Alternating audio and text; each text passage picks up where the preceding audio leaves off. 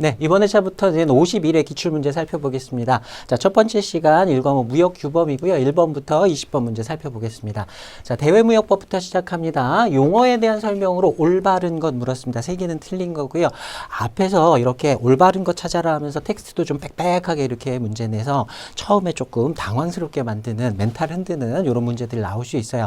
걱정 안 하셔도 됩니다. 앞부분에서 시간 많이 썼으면요. 뒷부분에서 좀 빨리빨리 넘어갈 수 있게 다 만들어 두니까요. 크게 걱정 안 하시고 자기 페이스대로 가시면 됩니다. 자, 1번부터 보겠습니다. 외국인도 수출 나왔어요. 자, 외국인도 수출, 외국인수 수입 모두 다 마찬가지로 물건은 외국에서 외국으로 우리나라 통하지 않고 왔다 갔다 하지요. 근데 대금 같은 경우에는 국내에서 받거나 국내에서 나가거나 해야 돼요. 그러니까 외국인도 수출이니까 돈을 받아야 될 텐데 영수를 해야 될 텐데 외국에서 영수한다라고 나왔어요. 틀린 겁니다. 여기서 오답 많이 이렇게 출제합니다. 국내에서 영수한다. 그 다음에 물건은 읽어보신 대로 외국에서 외국으로 인도 제공한다. 외국에서 왔다 갔다 하는 것들이에요. 자, 그 다음에 2번 보시면요. 중개무역 나왔습니다. 자, 중개무역은 3번에 나와 있는 중개무역하고 비교했을 때 많이 안 보셨을 거예요. 왜냐하면 대외무역법에서 중개무역에 대한 정의는 별도로 나와 있는 게 없어요. 그러니까 시험 문제에 특히 이렇게 용어의 정의로 나온 경우에는 중개무역은 다 틀린 것이다 라고 보시면 됩니다. 읽어보실 필요 없이 그냥 넘기시면 됩니다. 틀렸어요. 자, 그 다음에 3번 보시면 아주 자주 출제되는 거죠. 중개무역업자가 물품을 수입 통관하는 수입하여 수출 통관을 거쳐 수출 통관 같은 거 하지 않죠. 보세구역이라든가 자유무역지역 여기만 딱 찍고 나가는 형태였어요. 근데 이게 이제 용어의 정의에 나와 있는 거하고 약간 좀 다르게 문제를 내셨습니다. 여러분들 잘 알고 계실 텐데요. 밑에 파란색으로 다시 한번 써놨어요. 요거 다시 한번 확인하고 넘어가시기 바랍니다. 이 특정거래 형태 중에서는 중개무역이 아마 가장 많이 출제되는 형태일 겁니다. 기회가 될 때마다 여러 번 읽어두시기 바랍니다. 자, 그 다음에 4번이 아마 답일 텐데요. 보겠습니다. 수탁가공무역이에요. 원자재 전부 또는 일부러 거래 상대방의 위탁에 의해서 남이 보내줘서 수탁 받아둔 거죠. 그래서 가공한 후에 위탁자 또는 그가 지정하는 자에게 가공물품 수출하는 수출입을 말한다. 이렇게 되어 있어요. 자, 전체적인 내용은 맞고요. 이것도 역시 원래 나와 있는 정의, 용어의 정의를 살짝 바꿔놨습니다. 가득액이라는 말 먼저 나와요. 다시 한번 읽어보시고 이것도 많이 보셨을 테니까 원래 나와 있던 용어의 정의 그대로도 다시 한번 살펴보시기 바랍니다. 자, 답은 4번이었습니다. 다음 2번 보겠습니다. 수출입거래 총칙에 관한 설명으로 올바른 것은 물었어요. 자, 이것도 역시 올바른 것 찾는 거고요. 1번 보시면 물품 등의 수출입과 관련하여 대금을 받는 것은 제한이 없으나 대금의 지급은 외국하는 장의 승인을 받아야 한다. 아마 처음 들어보시는 얘기일 겁니다. 요거 규정이 있긴 있어요. 근데 쓱 그냥 보고 넘어가는 자주 보는 규정은 아니기 때문에 여기서 다시 한번 확인해 보시기 바랍니다. 우리 기본교재에도 나와 있는데요. 대외무역법에서 기본적인 내용만 이렇게 규정을 하고 있어요. 물품 등의 수출입, 그 다음에 이에 따른 대금 받거나 지급하는 것은 대외무역법 목적의 범위에서 자유롭게 이루어져야 한다. 이렇게 그냥 해놨고요. 이제 외국환거래법이라는 법에서 별도의 법률에서 이런 걸 따로 규정하고 있긴 한데 우리 거기까지 공부는 안 하니까요. 대외무역법에 나와 있는 정의는 이 정도다. 그래서 뭐 대금을 수령하는 것과 지급하는 것 별도로 해서 관리하고 있지 않습니다. 자, 1번 틀렸어요. 자, 그 다음에 2번 보시면요. 수출입 실적에 확인하고 증명하는 기관들 암기하셔야 되죠. 무역의 형태와 관계없이 한국무역협회장이 한다. 무역협회에서 하는 것들이 많이 있었습니다. 근데 전부 다 하진 않았죠. 예외로 나와 있는 것도 많았고요. 무역협회는 원칙에 속하는 것, 예외에 속하는 것 많이 들어가 있었으니까 다시 한번 확인해 보시되 이거 전부 다 한다라는 내용은 틀렸습니다. 자, 그 다음에 3번 보시면 수출입 공고예요. 수출입 공고의 품목 관리는 수출 금지, 수출 제한, 그 다음에 수입 제한 품목. 여기에서 한 가지 더 들어가서 보면 수입 금지 품목은 지정되어 있지 않다라는 거 우리 기본 시간에도 몇 번 살펴봤었습니다. 자, 이렇게 한번 보고요. 그 다음에 4번 보시면 무역거래자가 물품 수출입 시 수출입 공고와 통합 공고 모두 승인 또는 허가가 필요한 경우에 자, 수출입 공고에도 뭔가 절차를 따라라. 통합공고에도 뭔가 요건이 나와 있다라고 하면 둘은 별개로 본다 그랬어요. 따로 독립적으로 다 요건을 충족해야 된다라고 했습니다. 둘 중 하나만 충족하면 된다. 굉장히 단골로 나오는 오답이었습니다. 자, 둘 다 충족하여야 한다. 그래서 결국에 답은 3번이었습니다. 자, 그다음 3번 문제 보면요. 대외무역법령에서 수출입 제한 물품으로서 수출입 승인 면제 사유에 해당하지 않는 것은 나왔는데요. 자, 결론부터 말씀드리면 이거는 난이도 최상 문제라고 보시면 되겠습니다. 틀려라 라고 내는 문제예요. 자, 틀리라고 나오는 문제가 한 문제 정도 나왔을 땐 그냥 넘어가는데 이게 연달아서 또는 몇 문제 사이에 여러 문제가 이렇게 나오면 이것도 역시 굉장히 불안해집니다, 사람이. 근데 이런 문제들은 어느 정도 비율로 항상 출제되어 왔던 것이고요. 내가 잘 모르는 문제 나올 수 있습니다. 근데 그냥 하던 대로 하시면 돼요. 그렇지 80점 이상 90점까지 여러분 충분히 맞출 수 있게 다 준비가 되어 있는 상태니까요. 이런 것들 크게 신경 안 쓰셔도 되고요. 이거 틀렸다고 크게 고민하실 필요도 없습니다. 자, 요거 우리 교재에도 심화 내용으로 좀 나와 있긴 한데요. 자, 여기서 요것만 하나 보고 갈게요. 외국환 거래 없이 수입하는 물품이다. 그러니까 무환으로 수입하는 물품의 경우에는 이렇게 규정이 나와 있어요. 반입 목적 사유 등에 의해서 세관장이 타당하다고 인정하는 물품 등을 말하는데 여기에 과세 가격이 500만 원을 초과하는 좀 고가의 물품들인 거죠. 이런 경우에는 수입 승인 받았는지 요거 확인하기 위해서 승인서 제출을 요구할 수 있다라는 규정이 있습니다. 조금 아주 깊이 들어가 있는 규정이긴 한데요. 요 숫자 한번 외워두시기 바랍니다. 이거는 마지막에 혹시나 하는 마음에서 보고 가는 거예요. 이게 지금 51회뿐만 아니라 50회하고요. 46회 비교적 최근에 이 규정을 가지고 딱 요 텍스트를 가지고 문제를 만들었던 문제들이 여러 번 출제가 됐었습니다. 이게 중요해서 나온 게 아니고요. 난이도 높일 때 이게 숫자 가지고 장난하면 문제 쉽게 만들 수도 있고 요 숫자까지는 잘 암기를 하지 않기 때문에 이렇게 해서 낸 문제예요. 그래서 이거 중요한 거 아닌가? 꼭 알아야 되는 거 아닌가? 그런 게 아닙니다. 자, 난이도 굉장히 높인 문제라고 보시면 되고요. 자, 500만 원 이런 거 나오는 게 있는데 잘 모르는 문제다라고 하면 혹시 그거 이렇게 체크해 보시면 맞는 경우들이 많이 있을 수 있습니다. 자, 그런 정도에서 살펴보고요. 나머지 내용 그렇게 중요하진 않습니다. 자, 틀리라고 하는 문제 정도로 보시면 되겠습니다. 답은 3번이었습니다. 자, 다음 4번 보겠습니다. 대외무역법령에서 규정하고 있는 통합공모상 요건 면제 대상이 아닌 것을 물었어요. 자, 이런 문제들도 가끔 나오는데요. 우리 교재에서는 통합공고상의 면제 대상 이거 안 받고요. 수출입 공고에 나와 있는 면제 대상 적용받지 않는 물품들에 대한 것들은 몇 번 출제가 됐었기 때문에 이거는 좀 정리를 해 두셔야 되는데 여기서는 통합공고 이렇게 물어봤거든요. 그래서 이거 난 잘 모르겠는데 안 배웠으니까 모르는 거예요. 그쪽에서 허를 찔러서 이렇게 문제를 낸 것이라고 보시면 되는데, 자, 통합공고상에는 어떻게 되어 있냐면요. 외화액 등용 원료 기재로 수입되는 물품 요거 제외가 돼 있고요. 그 다음에 두 번째 이거 보시면 요건 많이 보셨었죠. 요거는 기억해 두셔야 됩니다.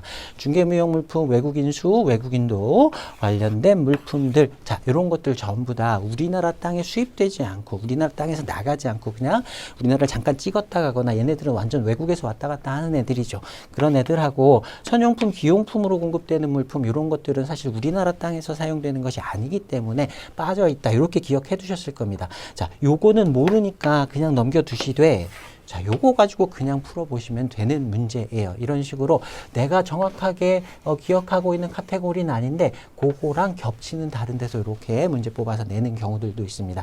그런 아주 전형적인 문제라고 보시면 되고요.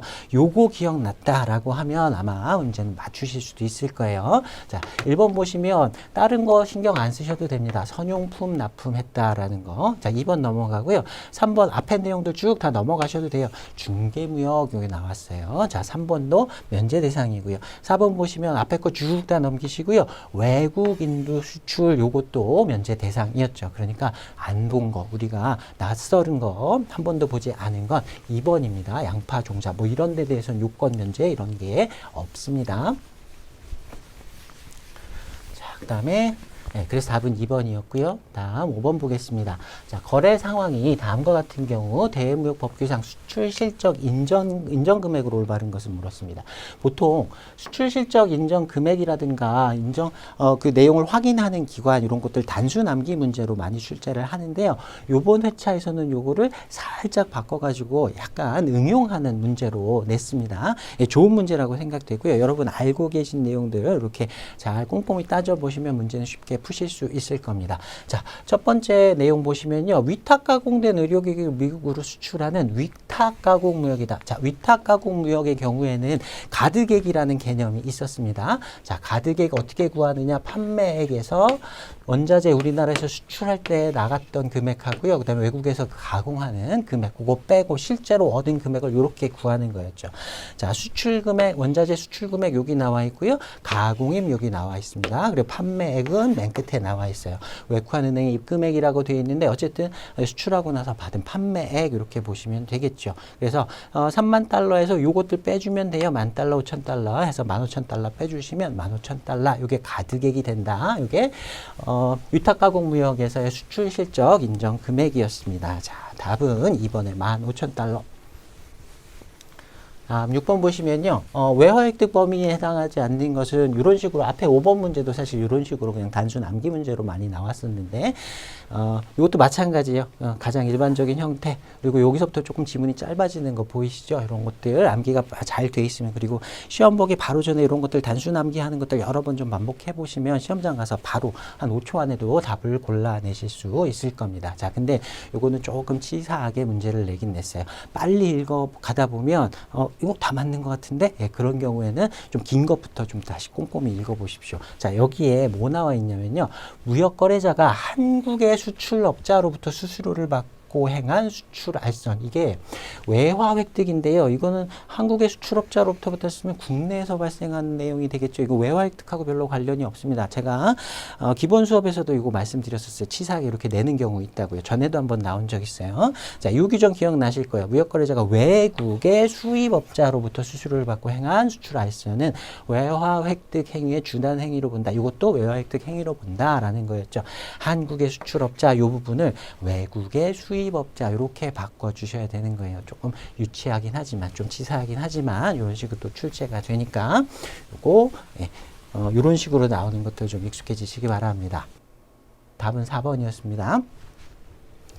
다음 7번 보겠습니다. 대외무역법령에서 규정하고 있는 전략물자의 자율준수 무역거래자에 관한 설명으로 잘못된 것은 자율준수 무역거래자라는 거 일정 요건을 가지고 있고 그래서 자율준수 무역거래자로 지정이 되어 있는 당사자들에게는 말 그대로 자율적으로 전략물자 관리 이렇게 할 수 있도록 일부를 할 수 있도록 이렇게 혜택을 주는 제도였습니다. 근데 거기에서요.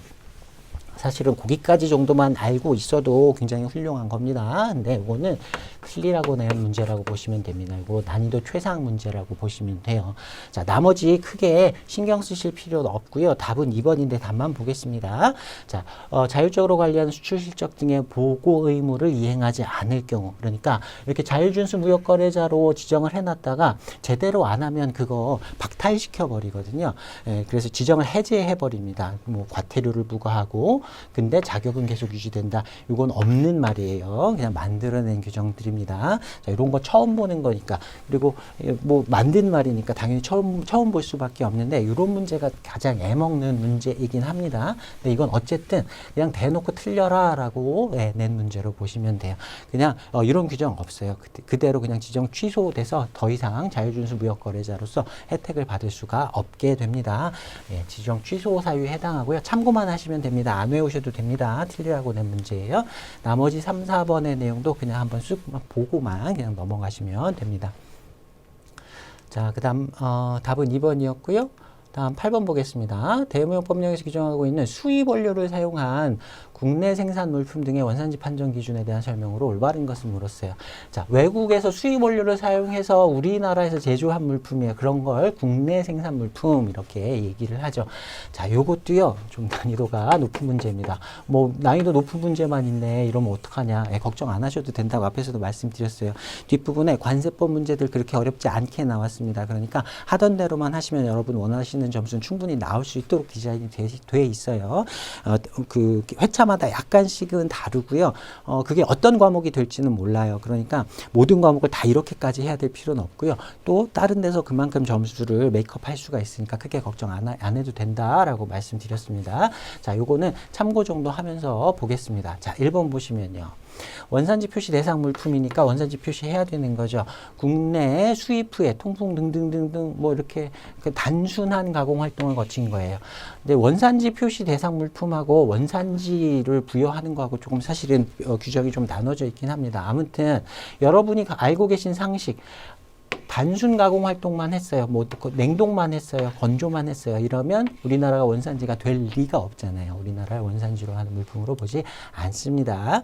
자, 그 다음에 2번 보시면 수입 원료를 사용한 국내 생산 물품 중 원산지 규정을 충족하지 아니한 물품 어떻게 하느냐. 그럼 그냥 수입산이라고 써야 될 텐데 우리나라를 가공국, 조립국으로 표시는 할 수 있도록 만들어 놨어요. 참고만 하시면 돼요. 원료 또는 부품의 원산지를 동일한 크기와 방법으로 병행하여 표시할 수 있다. 그러니까 우리나라를 가공국, 조립국으로 썼다면 그 원재료는 어디 거냐. 요거를 원산지 표시하는 같은 원칙으로 병행해서 표시할 수 있다라는 규정입니다.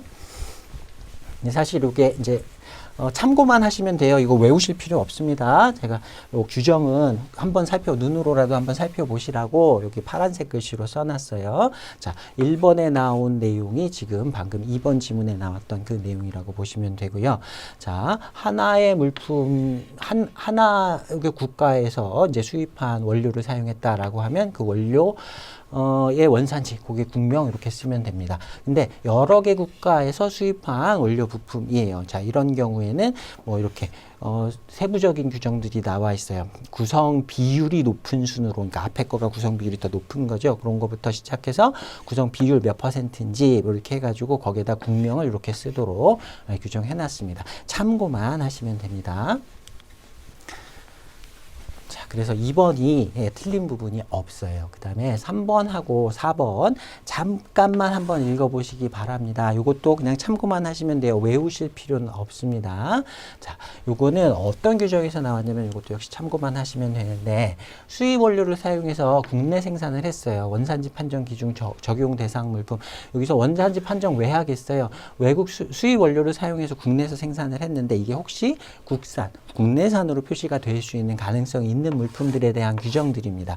자, 단순 가공 활동한 물품하고요. 이거 전혀 외우실 필요 없어요. 이렇게 뭐 1류부터 24류 나와 있고 몇 류 여기에 해당되지 않는 물품이어야 우리나라를 원산지로 판정할 수 있는 가능성, 대상이 되는 물품이 되고요. 대전제는 이렇습니다. 자, 그 다음에 1번, 2번 나와 있는데 우리나라를 원산지로 하는 물품으로 이렇게 표시할 수 있는 경우가 있습니다. 자, 첫 번째는요. 6단위 기준, HS 6단위 기준으로 이제 3번이 변경돼야 돼요. 그 다음에 부가가치도 봅니다. 수입 원료의 수입 가격을 공제한 금액이 총 제조 원가의 51%, 그러니까 반 이상. 가격이 우리나라에서 10,000원에 팔린다라고 하면 5,000원 넘어가야 되는 거죠. 5,001원 이렇게 가야 되는 거예요. 자, 51% 이상인 경우 이렇게 돼 있고요. 자, 그 다음에 2번에 보시면 요거는 3번 변경이 안 된 물품이에요. 그런 경우에 금액이 총 제조 원가의 85% 이상인 경우. 자, 물품의 총 제조 원가 중 수입 원료의 수입 가격을 공제한 금액이라 그랬으니까 우리나라에서 발생한 부가가치가 더 높아야 되는 거예요. 85% 이렇게 규정해 놨습니다. 좀 길게 설명을 드리긴 했는데 참고만 하시면 되는 거라고 말씀드렸어요. 자, 하나 혹시나 해서 요거는 또 써놨는데 천일염 소금이에요. 소금은 우리나라의 외국산 원재료가 하나도 들어가면 안 됩니다. 이런 규정들이 있어요. 여기서 낸 문제들이에요. 그래서 어려울 수밖에 없습니다. 자, 3번에 보시면 51% 부가가치 나와야 된다 그랬어요. 모두라고 했으니까 여기 틀렸고요. 4번에 보시면 51% 나와 있는데 3번 변경되지 않은 경우에 85%였죠. 이거 가지고 문제 낸 겁니다. 다시 말씀드리지만 이거 어려운 문제 틀려라 라고 하는 문제로 출제된 것이었습니다. 자, 답은 2번이고요. 나머지 참고 정도만 하고 가시면 됩니다. 자, 그 다음에 9번 보시면 대무역법령에서 규정하고 있는 원산지 확인 및 원산지 증명서 제출에 대한 설명으로 잘못된 것은, 자, 원산지 관련된 문제들이 좀 많이 출제가 됐어요. 항상 이렇게 원산지 관련된 문제들이 출제 비율이 높은 것은 아닙니다. 이번 회차가 조금 특이한 경우라고 보시면 돼요. 자, 보시면 원산지 확인 대상 물품이에요. 수입하는 자는 수입 신고 전까지라고 되어 있습니다. 대무역법에는 그렇게 되어 있어요. 세관장에 제출하고 확인받아라. 자, 그 다음에 2번 보시면 원산지 허위 표시, 오인 혼동 표시 등을 확인하기 위해서 세관장이 필요하다고 인정되는 이거는 확인해야 되겠는데 라고 하면 그때 원산지 증명서 제출하라. 뭐 당연한 규정이죠. 대외무역법이 좀 상위 규정이기 때문에 위에 있는 법률이기 때문에 구체적인 내용보다는 이렇게 조금 두루뭉술한 당연한 얘기 이런 것들이 많이 나와 있어요. 자, 그 다음에 3번 보시면 통합공고에 의해서 특정 지역으로부터 수입이 제한되는 물품이에요. 그러면 그 물품이 수입 제한 물품인지 알아봐야 되잖아요. 그걸 뭘로 알아본다? 원산지 증명서를 제출하라라고 해서 거기 제한되는 지역에서 A라는 국가 제한되어 있는데 B국에서 들어왔네? 그럼 아니네? 괜찮네? 이렇게 확인하는 겁니다. 자, 그 다음에 다만 현품에 원산지를 표시한 물품은 원산지 증명서 제출이 면제된다. 자, 요런 게 조금 좀 어떻게 처리하기가 좀 어려운 문제죠. 이런 규정이 없어요. 그럴듯한 문장을 이렇게 만들어낸 경우라고 보시면 됩니다. 근데 이거 보시면 원산지 표시하라라고 했어요. 그리고 현품에다가 원산지 표시하는 게 원칙이죠. 원산지를 표시하는 것하고요. 원산지 증명서 제출하는 것하고는 사실 별개로 보셔야 됩니다. 이 뒤에 나와 있는 내용은 전혀 나와 있는 규정 없이 그냥 만들어낸 규정이라고 보시면 되겠습니다. 자, 그 다음에 4번 보시면요. 과세가격 15만 원 이하인 물품 많이 봤던 거죠. 개인에게 무상송부된 탁송품, 별송품 등등 이런 것들은 원산지 증명서 제출 면제 대상 물품들이었습니다. 요거 시험에 자주 나오니까요. 15만 원 이하의 물품, 그다음에 탁송품, 별송품, 여행자 휴대품 하고요. 우편물, 기타 등등 몇 가지들 있었어요. 요것들 다시 한번 정리해 두시기 바랍니다. 자, 그래서 답은 3번이었어요. 다음 10번 보겠습니다. 수입물품과 관련한 상황이 다음과 같은 경우 대무역법령에서 규정하고 있는 원산지 표시 방법으로 올바른 것은 물었습니다. 이것도 자주 나오던 문제는 아닌데요. 이것 정도는 좀 봐두시기 바랍니다. 자, 원산지 표시 대상 물품을 수입했어요. 세 종류의 주요 원재료를 단순 혼합한 물품이래요. A 국가에서 다른 나라에서 이렇게 갖고 온 물품을 단순 혼합해서 갖고 왔어요. 그 원재료는 A, B, C 3개국으로부터 수입한 물품 요거를 단순 혼합해 가지고 예를 들어서 뭐 A국에 수입했다 그랬죠. 자기 나라 것도 있고요.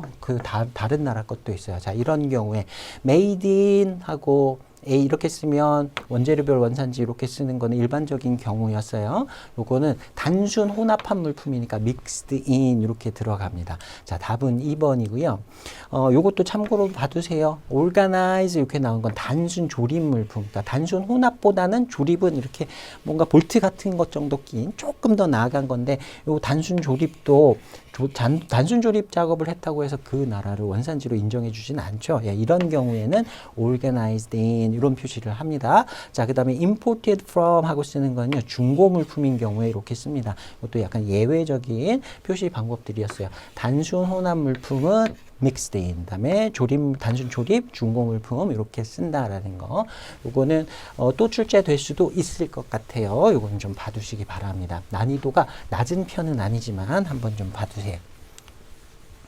자, 그 다음에 11번 보시면 수입수량 제한 조치 관련된 내용입니다. 요거 수입수량 제한 조치 관련된 내용 그대로 쭉 풀어 쓰고요. 거기에 괄호 몇 개 뚫어놨어요. 가장 많이 출제되는 내용들 그대로 괄호로 만들어 둔 거니까 요거는 정확히 알고 계셔야 됩니다. 자, 수입수량 제한 조치는 조치 언제부터 수입되는 물품에만 적용된다? 조치가 시행되는 시행일 이후였습니다. 이것도 많이 봤던 규정이죠. 시행일 이전에 뭐 이렇게 사전 조치 같은 건 없습니다. 그 다음에 적용기간 기본적으로 4년을 넘어서는 안 된다 였었죠. 그래서 4년 들어가고요. 일단은 2번, 4번 제외하고 B는 의미 없는 괄호가 됐어요. 다 4번이니까. 자, 그 다음 보시면 수입수량 제한 조치의 내용을 변경 또는 적용기간을 연장하는 경우에 조치의 내용은 최초 기존 조치 내용보다 어떻게 돼야 된다? 완화되어야 한다라는 규정 기억나실 거예요. 이것도 역시 완화 들어가 있으니까 강화라고 되어 있는 거 요거 지워 주셔야 되고요. 자, 그다음에 마지막 문장 보시면 적용기간 연장할 때 적용기간이에요. 관세법상의 긴급관세, 잠정긴급관세, 부과기간 다 합쳐가지고 8년을 넘어서는 안 된다. 자, 기본 4년에 그 다음에 8년 이렇게 4, 8 이렇게 숫자 가면 되는 거죠. 그래서 답은 1번이었습니다. 아주 자주 출제되는 문제고요. 거의 매회 출제되고 있으니까 전체 내용 다시 한번 정확히 기억해 두시기 바랍니다. 자, 그 다음 12번 볼게요. 구매 확인서 관련 문제고요. 설명으로 잘못된 것은 물었습니다. 자, 1번 보시면 외국용 원료 기재를 구매하려는 자, 구매한 자, 나중에도 신청할 수 있다 그랬어요. 외국하는 행위장, 전자무역 기반 사업자 둘 중에 아무데나 가도 된다. 구매 확인서의 발급을 신청할 수 있다. 자, 2번 보시면 구매 확인서 발급받으려면 전산설비, 전자문서로 신청해야 된다 그랬어요. 종이문서는 안 된다. 100% 전자화되어 있다라고 했어요. 근데 전산설비를 갖추지 못했어요. 컴퓨터 없어요. 그러면 전자문서를 작성하지 못한다? 그러면 이거는 외국하는 행장은 없습니다. 자, 전자무역 기반 사업자에게 위탁해서 좀 해달라고 해서 신청할 수 있다. 이렇게 규정 갖추고 있습니다. 자, 그 다음에 3번 보시면 이미 발급된 구매 확인서에서 2차 구매 확인서 발급받을 수 있다 그랬어요. 그리고 그 단계가 여러 단계인 경우에는 최종 단계가 아니라 2차, 3차, 4차, 5차까지 있으면 그럼 3, 4차는 안 되고 5차에만 발급된다는 얘기인데 틀린 말이죠. 그런 경우에는 단계별로 순차적으로 발급할 수 있다. 단계별 순차 발급, 이게 키워드니까 기억해 두시고요. 여기서는 최종 단계에서 발급한다. 이 부분이 틀렸습니다. 자, 그 다음에 동그라미 4번의 내용도 3번과 마찬가지로 여러 번 출제되었던 내용들인데요. 재발급 요청하면 새로운 구매 확인서를 발급할 수 있다. 요거 잘 기억해 두시고요. 앞에 서술하는 문장 요것도 한 두어 번 더 읽어보시기 바랍니다. 자, 그래서 답은 3번이었어요. 자, 여기까지 대외무역법 관련된 12문제가 출제됐던 회차고요. 13번 문제가 전에는 이제 무역보험 제도 관련된 문제가 한 문제 나왔다가 어떤 회차는 또 안 나왔다가 이렇게 왔다 갔다 합니다. 근데 이번 회차는 또 무역보험 제도가 나와 있습니다. 여기 13번 문제로 출제됐고요. 여러 번 봤던 내용들일 겁니다. 자, 1번 보시면 우리나라 무역보험은 K쇼 무역보험공사, 한국무역보험공사에서 취급하고 있다. 자, 2번 보시면 신용위험은 등등등등 이런 위험을 말한다라고 돼 있는데 쓱 지나가면 그럴듯해 보여요. 근데 이거 정신 차려 보셔야 됩니다. 넌센스 문제도 아니고요. 뒤에 나와 있는 내용은 신용위험에 대한 내용이 아니죠. 신용위험은 매수인이 돈 안 줄 위험이에요. 자, 여기 나오는 거는 비상위험이었습니다. 정치적 위험, 비상위험에 대한 설명이에요. 그러니까 신용위험을 비상위험으로 바꿔두시면 됩니다. 무역보험제도는 신용위험, 비상위험 두 개 다 대비가 가능한데 여기서 설명하고 있는 요 위험은 비상위험에 대한 설명이에요. 신용위험은 거래 당사자의 규칙 사유예요. 내가 어쩔 수 없는 사유가 아니에요. 계약 이행이 불가능해지거나 대금을 회수하지 못하는 위험, 매수인한테 돈 못 받을 위험, 요걸 신용위험이라고 했었습니다. 자, 그 다음에 동그라미 3번, 4번의 내용 요것도 한 두어 번 이상씩 다 출제되었던 내용들이니까 한 번 더 읽어보시고 넘어가시기 바랍니다. 조금 넌센스 같이 출제됐던 문제였어요. 자, 2번 답이었습니다. 자, 이제 14번부터는요, 관세법 문제 보겠습니다. 관세 법령에 의거하여 괄호 안에 들어갈 용어를 순서대로 올바르게 기재한 것은 돼 있어요. 자, 첫 번째 거 보시면, 여기 박스 안에 나와 있는 것들이 약간 응용된 문제이긴 한데요. 어렵게 많이 꼬아놓지는 않았습니다. 기본적인 내용 알고 계시면 충분히 푸실 수 있어요. 자, 서울에 소재하고 있는 창고에 보관 중인 물품이에요. 지금 내국 물품이죠. 우리나라에 있으니까. 근데 수출 신고를 해서 수리가 됐어요. 위치는 우리나라에 있지만 수출 신고가 신고가 돼서 수리가 됐다 그러면 어떻게 된다? 바로 그 상태에서 외국 물품이 된다라고 했었죠. 내국 물품과 외국 물품의 정의에서 나온 그런 지문이 되겠고요. 내국 지워주시면 일단 2번, 4번이 답이 될 수 있습니다. 자, 그 다음에 두 번째 보시면요. 부산항으로 입항한 선박에 있는 물품을 인천공항으로 운송했대요. 그리고 항공기를 통해서 반출한대요. 아, 이거 환적이네. 환적인데 부산으로 들어온 걸 보세 운송했겠죠. 인천공항으로 가져갔어요. 그래서 하나의 그 세관 관할에서 다시 환적을 하는 게 아니라 다른 세관 관할로 옮겨가지고 그렇게 해서 환적하는 거 우리 복합 환적이라고 했습니다. 근데 이거 잘 몰라도요. 다중 환적이라는 말은 아예 없었어요. 그래서 다중 환적 그냥 지워버리셔도 답은 나올 겁니다. 자, 이렇게 가시고요. 여기 또 지워줘야 되겠네요. 다중 환적. 그래서 복합 환적만 답이 되니까 답은 아마 2번일 겁니다. 계속 볼게요. 자, 인천항에 도착한 베트남산 물품이 수입 통관 절차를 거치지 아니하고 다시 베트남으로 반출되는 경우 꼭 베트남으로 안 가도 되고요. 베트남에서 인천으로 왔다가 베트남으로 가던 제3국으로 가던 그냥 가는 거예요. 다시 가는 거야. 환적 개념하고 조금 다른 겁니다. 이거는. 자, 이런 경우 우리가 무슨 신고를 한다? 통관 중에 수입, 수출, 그다음에 반송 이렇게 세 가지가 통관이었죠. 여기서는 반송이 답이 될 거예요. 자, 그래서 답은 2번이었습니다. 다음 15번 보겠습니다. 다음 조건에서 관세 법령에서 규정한 과세 물건의 수량과 관세율 올바르게 짝지어진 것은 과세 물건의 확정 시기, 수량과 성질, 그 다음에 관세율 적용 법령의 시기죠. 어떤 때에 어떤 시점에 법률을 적용하느냐. 자, 보시면 첫 번째 보시면 독일에서 A라는 제품 10,000개를 수입하기로 했대요. 근데 12월 26일 부산항에 도착했답니다. 자, 두 번째 보시면 도착한 물품 중에 10개는 운송 중에 분실된 것으로 확인이 됐대요. 10,000개가 아니라 9,900개 들어왔겠죠. 9,990개가 들어왔겠죠. 자, 그 다음에 세 번째 보시면 관세법이 개정됐대요. 22년 1월 1일에 개정돼서 A 제품의 관세율이 전에는 8%였는데 6%로 2022년부터 적용이 되게 됩니다. 자, 그 다음에 이제 제일 중요한 거죠. 1월 15일에 22년 1월 5일에 수입 신고를 했대요. 자, 과세물건 확정 시기 적용 법령의 시기 다 수입 신고를 하는 때였습니다. 그러니까 과세물건 확정 시기에 따라서 언제 어떻게 오다가 몇 개가 없어진 건지 상관없고요. 1월 15일 시점 수입 신고를 하는 때 물건이 몇 개예요? 9,900개죠. 그 다음에 관세율은 뭐가 적용이 될까요? 2022년부터 6%가 적용된다고 했으니까 6%가 적용이 되는 거죠. 그래서 수입 신고를 하는 때의 물품의 성질과 수량에 따라서 그때의 법령에 따라서 관세율을 나와 있는 그 법령을 적용하는 거였습니다. 답은 3번. 다음 16번 보겠습니다. 관세 및 내국세의 산출 및 부과에 관련된 내용으로 잘못된 것을 물었어요. 자, 1번 보시면 관세 부과 시 적용하는 과세 환율은 외국에서 달러 주고 사왔는데 우리나라에서 관세 부과할 때는 원화로 적용하니까 환율을 적용을 해줘야 되겠죠. 자, 수입 신고를 하는 날이 속하는 주의 전주의 평균 환율이에요. 외국환 매도율이라고 나와 있는데 아무튼 관세청장이 요거 고시를 한다 그랬습니다. 그래서 일주일 동안 똑같은 과세 환율을 쓴다라고 했어요. 그 전주 평균을 내서.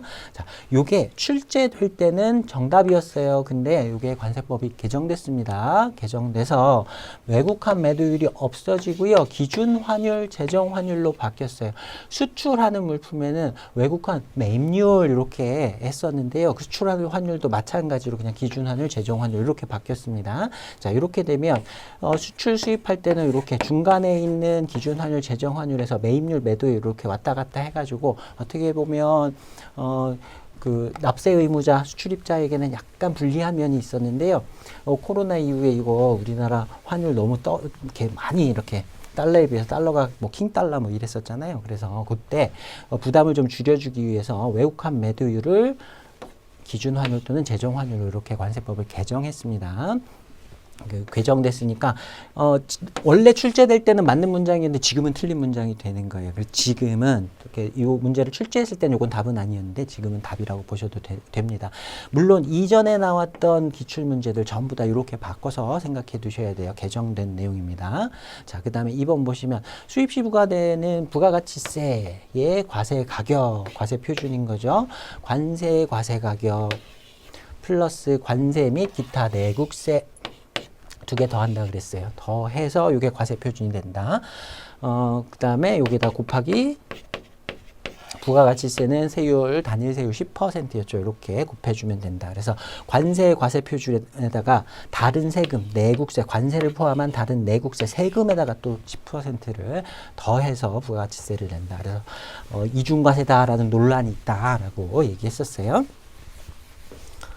자, 그 다음 3번 보시면 세관장은 납부하여야 하는 세액, 제세 모두, 그러니까 관세뿐만 아니라 이제 내국세까지 포함해서 10,000원 미만인 경우에는 징수하지 않는다. 징수 비용이 더 들기 때문에 그냥 징수하지 않는다. 이런 경우에는 그냥 그 수입신고를 수리한 때에 납부한 걸로 본다. 이렇게 했었습니다. 자, 그 다음에 4번 보시면 수입물품에 대해서 세관장이 부가징수하는 부가가치세 등에 관한 내국세법의 규정이 관세법의 규정과 상충되는 경우, 그러니까 부가가치세법이 따로 있어요. 다른 내국세법이 있을 겁니다. 그거 하고 관세법 규정하고 상충해요. 이러면 어떻게 된다?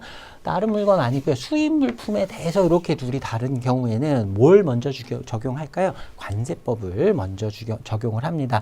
관세법의 규정을 우선하여 적용한다. 그리고 다른 내국세 부가징수하여야 하는 금액들이 있다라고 하면 관세를 우선적으로 부가징수한다라고 하는 규정도 있었습니다. 그것까지 같이 익혀두시기 바랍니다. 자, 그래서 답은 4번이었습니다. 다음 17번 보겠습니다. 관세법령상 관세의 납부와 관련된 내용으로 올바른 것을 모두 기재한 것을 물었어요. 자, A부터 보면 납세 신고를 한 경우 신고 납부죠. 관세의 납부 기한은 납세 신고 수일로부터 15일 이내. 기본적인 규정이었고요. 자, B에 보시면 납세 의무자는 신고 납부한 세액이 부족하다는 것을 알게 되었을 때는 신고 납부한 날로부터 6개월 이내에 보정 신청을 할 수 있다. 자, 납부 전까지는 정정할 수 있고요. 정보 수정 이렇게 기억하자라고 했었죠. 보정 신청할 수 있었어요. 자, 정정 이렇게 납부를 하고 난 다음에 6개월까지는 보정할 수 있고요. 6개월이 지나서 그 이후에는 수정 신고할 수 있었습니다. 자, 그다음에 부족세액을 납부할 때 보정 신청을 한 날에 다음 날까지 납부해야 된다.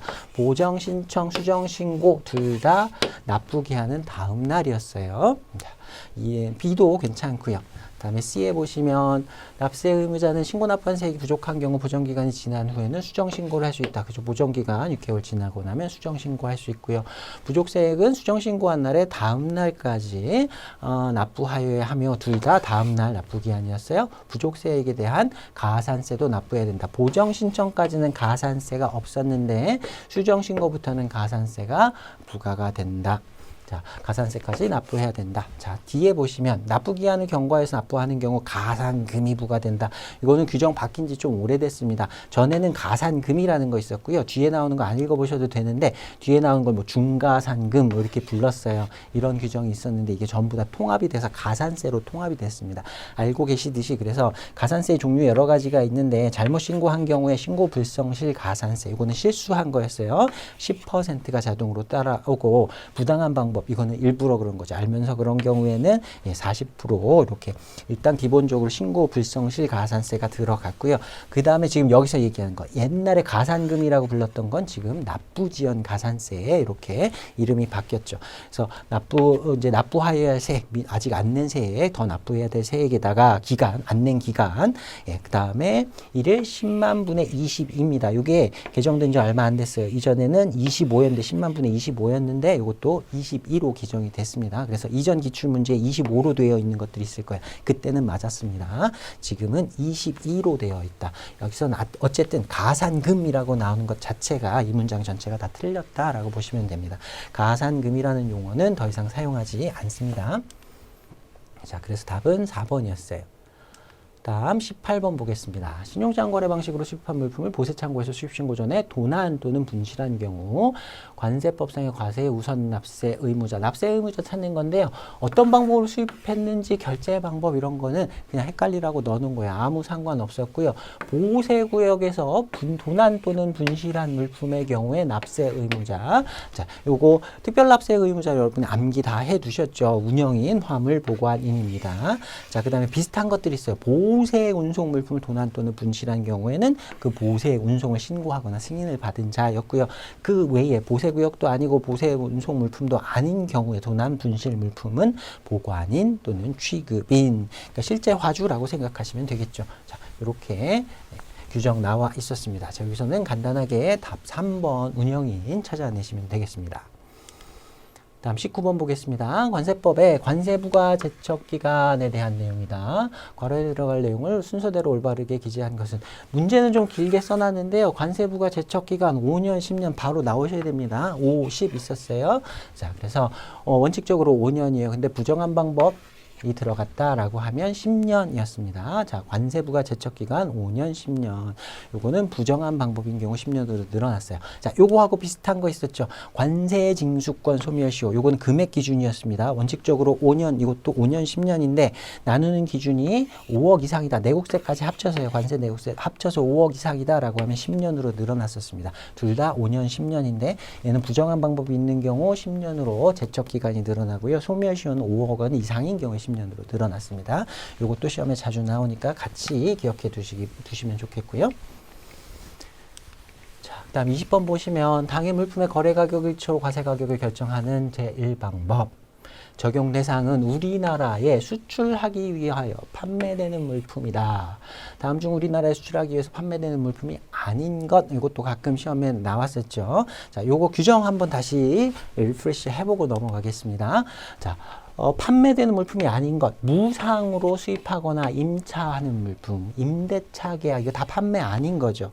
자, 그 다음에 우리나라에 들어왔는데 판매 가격이 경매 등을 통해서 들어올 때 결정이 안 됩니다. 나중에 결정되는 물건, 위탁 판매 수입 물품, 그 다음에 이거 수출자, 외국의 수출자예요. 우리나라 기준으로 했을 때 외국에 있는 사람이 자기 책임으로 국내에서 판매하기 위해서 수입하는 물품 들어있고요. 그 다음에 별개의 독립된 사업자가 수입해야 하는 게 원칙입니다. 근데 지점 등에서 수입했다. 이것도 아니었고요. 제외됐었고요.